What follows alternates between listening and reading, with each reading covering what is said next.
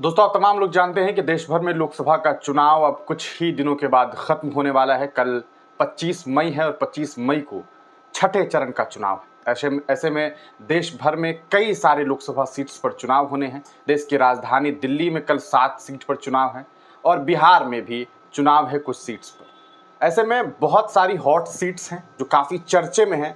उनमें एक सीट जो सबसे ज़्यादा चर्चित सीट है वो है बिहार का सीवान लोकसभा। सीवान लोकसभा सीट इस वजह से चर्चे में है क्योंकि आप तमाम लोग जानते हैं कि ये वो सीट है जहां पर एक वक्त था जब यहां डॉक्टर मोहम्मद शहाबुद्दीन साहब सांसद हुआ करते थे। मोहम्मद शहाबुद्दीन एक ऐसे नेता जिन्हें सीवान की जनता एक मसीहा के तौर पर बताते थे। इसमें कोई शक नहीं है कि शहाबुद्दीन साहब का चरित्र जो है वो मेन स्ट्रीम मीडिया ने एक बाहुबली के तौर पर पेश किया। लेकिन अगर आप सिवान की ज़मीनी हकीकत को देखने की कोशिश करेंगे तब आपको ये बात मालूम होगा कि किस तरह से वहाँ तमाम जाति समुदाय के लोग डॉक्टर मोहम्मद शहाबुद्दीन को एक मसीहा के तौर पर देखते थे, एक ऐसे व्यक्ति के तौर पर जिन्होंने वहाँ के लोगों के लिए विकास करने का काम किया, एक ऐसे नेता जिन्होंने कभी हिंदू मुस्लिम की राजनीति नहीं की, एक ऐसे नेता जिन्हें तमाम धर्म समुदाय के लोग पसंद करते थे और उनके लिए वोट मांगा करते थे। कहते थे कि शहाबुद्दीन साहब चुनाव जब लड़ा करते थे तो शहाबुद्दीन साहब के साथ जो काफिला गुजरता था उनमें मुसलमानों से ज्यादा हिंदू समुदाय के लोग रहा करते थे। और आज मौजूदा वक्त में 2024 में जब लोकसभा का चुनाव जारी है तब उनकी पत्नी हिना शहाब एक बार फिर चुनाव लड़ रही है। लेकिन इस बार वो किसी दल से नहीं है बल्कि दिल से सिवान वासियों के नाम के लिए, सिवान वासियों के लिए चुनाव लड़ रही है। इस बार ये देखा जा रहा है कि समीकरण वही है जो कभी डॉक्टर मोहम्मद शहाबुद्दीन के लिए हुआ करता था। शहाबुद्दीन साहब एक लंबे अरसे तक सांसद रहे। 2004 में भी वो चुनाव जीते, 2009 का भी वो चुनाव लड़ना चाहते थे, लेकिन उस वक्त उन्हें चुनाव लड़ने से रोक दिया गया क्योंकि उनके ऊपर आपराधिक मुकदमे दर्ज हो गए थे, जिसकी वजह से उन्हें जेल जाना पड़ा। जेल में रहने के बावजूद भी उनकी जो राजनीतिक समझ थी वो इतनी ज्यादा थी और वो सिवान की राजनीति पे इतने हावी थे कि वो भले जेल में रहते थे लेकिन उनकी पकड़ सिवान में हमेशा से बनी रही। लेकिन वक्त बदला, हालात बदले और आप तमाम लोग जानते हैं कि देश में कोरोना महामारी आई। इसी दौरान ये देखा गया कि अचानक ये खबर सामने आई कि डॉक्टर मोहम्मद शहाबुद्दीन साहब की तबीयत बिगड़ गई है। उन्हें इलाज के लिए दिल्ली ले जाया गया। दिल्ली में जब उनका इलाज चल रहा था इसी दौरान एक खबर सामने आई कि डॉक्टर मोहम्मद शहाबुद्दीन अब इस दुनिया से रुखसत हो गए। इस खबर ने यकीनन बिहार ही नहीं बल्कि हिंदुस्तान में कोहराम मचा दिया और ये देखने को मिला कि सिवान के लोग की आंखों में आंसू आने लगे।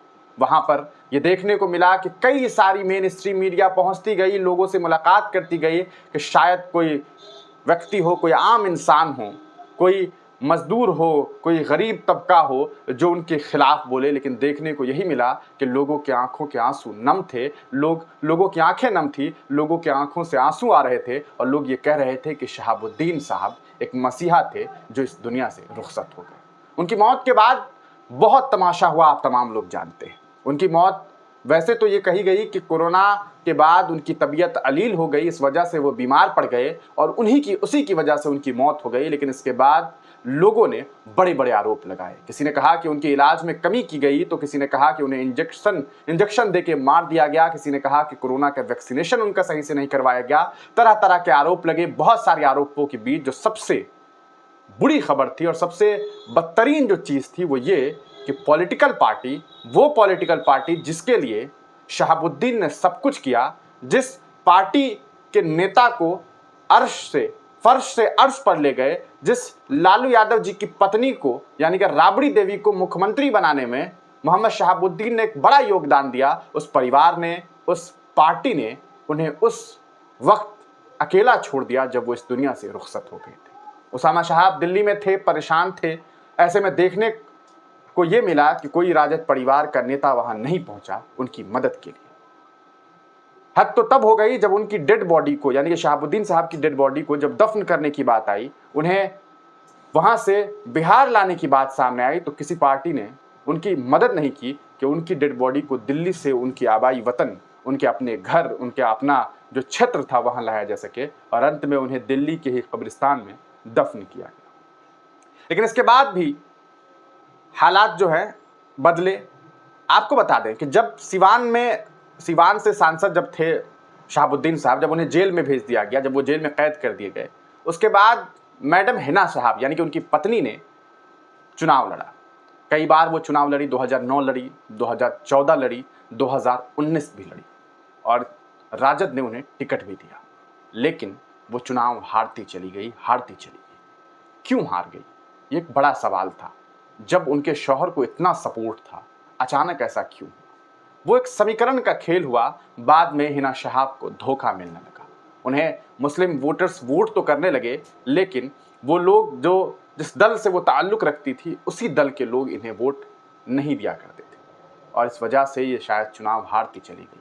खैर, वो वक्त था और अब 2024 आया। 2024 में हिना शहाब ने ये निर्णय लिया कि वो इस बार किसी भी दल के साथ नहीं जाएंगी, बल्कि वो दिल से चुनाव लड़ेंगी, निर्दलीय लड़ेंगी और उन्होंने निर्दलीय चुनाव लड़ने का ऐलान कर दिया और अब इस बार वो निर्दलीय चुनाव लड़ रही हैं।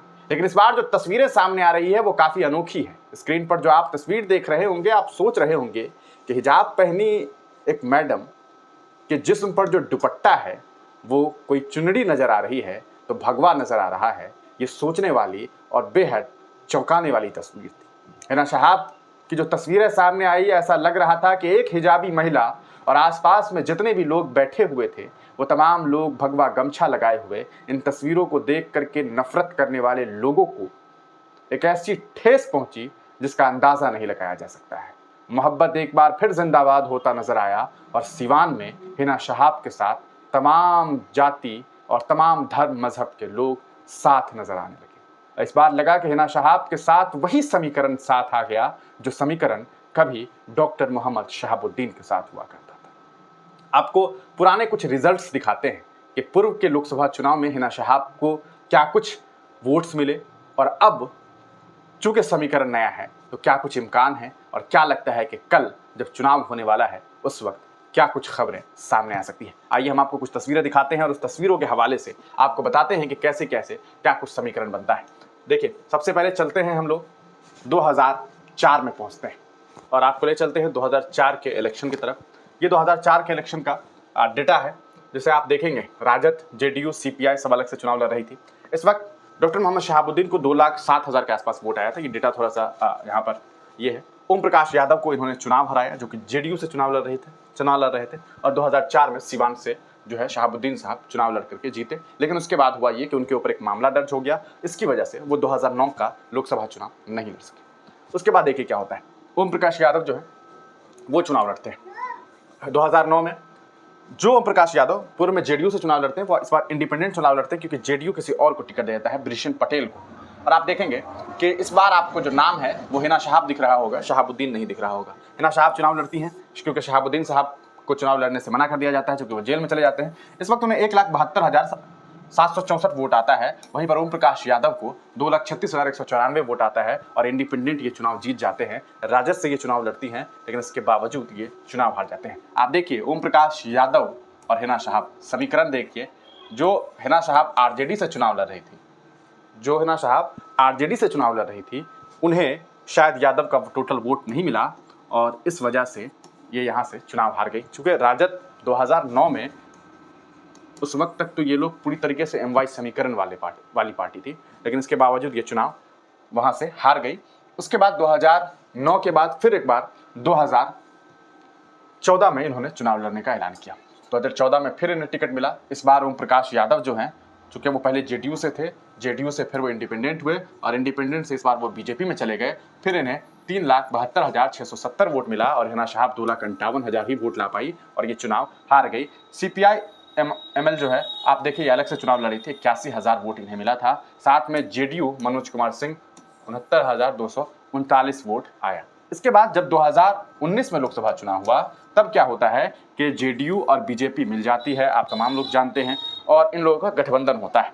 इस गठबंधन के तहत 2019 में एक बार फिर चुनाव होता है और 2019 में जो आंकड़े हैं वो और बदलते हैं और फिर एक बार टिकट में तब्दीली होती है। इस बार टिकट जो है जेडीयू कविता सिंह को देती है और कविता सिंह इस बार फिर चुनाव जीतती है और हिना शहाब चुनाव हार जाती है। हिना शहाब को 3,31,515 वोट मिलता है, वहीं कविता सिंह को 4,48,473 वोट मिलता है। इस वक्त भी सीपीआई जो है वो अलग से चुनाव लड़ती है। यहाँ तक के जो पार्टी थी, आपको याद होगा, नई नई पार्टी बन करके इस बार चुनाव लड़ रही थी 2019 में, वो आम आदमी पार्टी। अच्छा, इस बार आम आदमी पार्टी नहीं, इससे पहले 2014 में जो है आम आदमी पार्टी भी चुनाव लड़ चुकी थी। तो ये पूरा का पूरा डेटा था। आप देखेंगे कि लगभग टर्नआउट जो है 9,84,850 वोटिंग पड़े थे, और मेजोरिटी में ये जो है लगभग 1,10,12,000 14,000 वोट से जेडीयू की कविता सिंह चुनाव जीत गई। ये 2019 का रिजल्ट है। अब आपको बताएं, ये तो आपने देख लिया 2019 का रिजल्ट है, अब आपको 2024 का समीकरण भी समझाएंगे, लेकिन उससे पहले आपको दिखाते हैं कि क्या कुछ इतिहास रहा है इस सीट का और कब किसने चुनाव यहां से जीता है। आपको देखिए, एक तस्वीर दिखा रहा हूं 1996 से। देखिए 1996 से लेकर के 2000, 1996, 1998, 1999, 2004, 4 दफा मोहम्मद शहाबुद्दीन साहब आरजेडी से और जनता दल से चुनाव जीते। आरजेडी जब फॉर्म हुआ तब से आरजेडी में ये शहाबुद्दीन साहब थे। आज भी अगर आप राष्ट्रीय जनता दल को गूगल पर क्लिक करेंगे और उसकी विकिपीडिया को चेक करेंगे तो आरजेडी के जो फाउंडिंग मेंबर हैं उनमें मोहम्मद शहाबुद्दीन एक बड़ा नाम है, उनमें अली अशरफ फातमी एक नाम है। जिन परिवार ने इस पार्टी को सींचा, जमीन से आसमान पर जिस पार्टी को ले जाया गया, उस पार्टी ने 2024 में इन्हें टिकट नहीं दिया। अब कुछ लोग कहते हैं कि टिकट नहीं लिया, लेकिन 2024 में जब चुनाव हो रहा है तब इस राष्ट्रीय जनता दल ने हिना शहाब के खिलाफ जिस कैंडिडेट को उतारा वो आरजेडी का एक बहुत बड़े नाम है, एक बहुत बड़े नेता हैं, अवध बिहारी चौधरी। यानी कि अगर आप शतरंज समझते हैं तो समझिए कि अपने एक बहुत बड़े अहम खिलाड़ी को जो है यहाँ पर आरजेडी ने उतार दिया ताकि शहाबुद्दीन की पत्नी हिना शहाब चुनाव हार जाए। लेकिन क्या इस बार वो चुनाव हार रही हैं? इससे पहले आपको दिखाते हैं अब कुछ तस्वीरें, जो तस्वीर काफ़ी निराली है और काफ़ी चौंकाने वाली भी है। आइए कुछ तस्वीरें आपको दिखाते हैं, उन तस्वीरों को समझते हैं। पहले तो ये तस्वीर आप देख सकते हैं, इन तस्वीर को देखिए। इस बार जो कैंडिडेट है अवध बिहारी चौधरी जो कि आरजेडी से हैं, हिना शहाब जो कि इंडिपेंडेंट हैं, और ये विजय लक्ष्मी जी जो आपको जेडीयू से हैं। मुकाबला किस किस के बीच है ये भी आपको आगे बताएंगे। उससे पहले आपको कुछ तस्वीरें दिखाते हैं। आइए ये तस्वीर देखिए, इस तस्वीर को देखिए और समझने की कोशिश कीजिए कि हिजाब पहनी हुई एक महिला अपने हाथों में एक छोटा सा स्पीकर लिए हुए और हाथों में एक माइक लिए हुए बोल रही हैं, और सुनने वाले लोगों को देखिए। ये तमाम लोग जो भगवा गमछे में आपको दिखाई दे रहे हैं, ये कोई सिर्फ मुस्लिम समुदाय के लोग नहीं हैं जिन्होंने ढोंग के लिए इस तरह का काम किया है। ये हिंदुस्तान है, यहाँ देखा जाता है कि सियासी दल मुसलमानों को दिखाने के लिए बुर्का पहनवा देते हैं अपने ही लोगों को, लड़कों को, और ये दिखाने के लिए कि हमें मुस्लिम वोटर्स का सपोर्ट मिल रहा है। लेकिन ये यहाँ की ज़मीनी हकीकत है, यहाँ की असलियत है, जहाँ आप खुद देख सकते हैं कि क्या कुछ तस्वीरें हैं, किस तरह की मोहब्बतें जो हैं इन्हें मिल रही। अब आपको एक और तस्वीर दिखाते हैं।